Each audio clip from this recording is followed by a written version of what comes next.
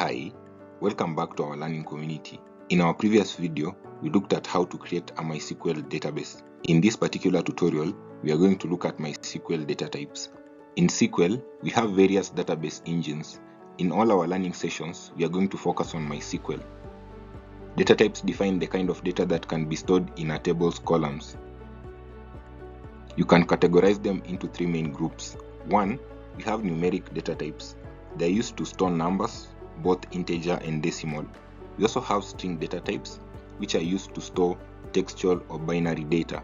Lastly, we have date and time data types. These are used to store date or time values. When designing your database schema, it's crucial for you to select the appropriate data type for each column. This ensures that you have proper data integrity, as well as having your storage space and the query performance optimized. One of the factors to consider is the data characteristics.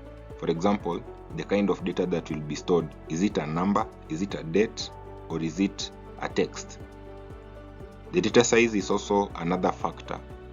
How much space will the data typically occupy? You need to have that in mind. You can also choose a data type depending on the kind of needs that you have. For example, if you wish to have that column to be sorted in a way or filtered for calculations, you also need to choose the data type that will accommodate the kind of needs that you have. The storage efficiency is also another factor that can't be downplayed. It is recommended for you to use the smallest data type that would fit your data. For example, if a data type supports 50 characters, you don't have to go for a data type that will support 200 characters.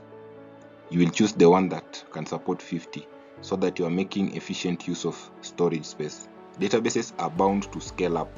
This is due to the fact that data always grows from time to time. An example would be, if I have a database that stores the number of citizens in a certain country, you will need to choose a data type that will scale in future. The first data type that we can look at are numeric data types, specifically integer types. We have tiny int, which allows you to have a range of up to a positive of 255 and a negative of 128. Signed values can have negatives.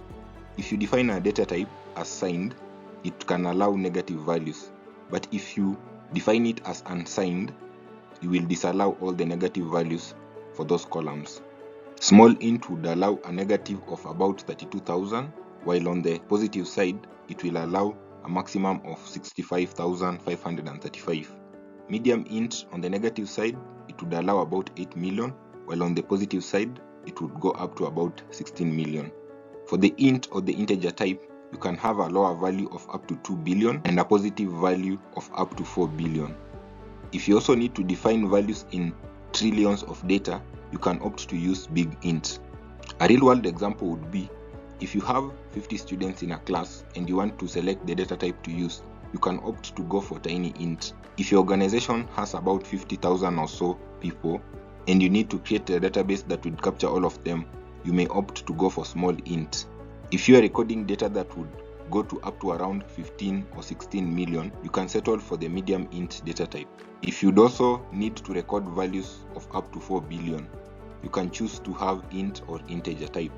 But if your database is enormous and you need to record trillions and trillions of data, you may opt to go for big int. We also have decimal and floating types when it comes to the numeric data types. These data types are usually essential when you're working with decimal numbers. You can use the float type for small floating point numbers. The M represents the size or the number of digits, while the D represents the number of decimal places after the digit. We also have the double, which accommodates larger floating point numbers. Lastly, you can use decimal. This works well with the exact values and they are used for precision-sensitive calculations. Another essential data type is the string type. It is usually used to store text or binary data. Depending on how you pronounce it, we have char.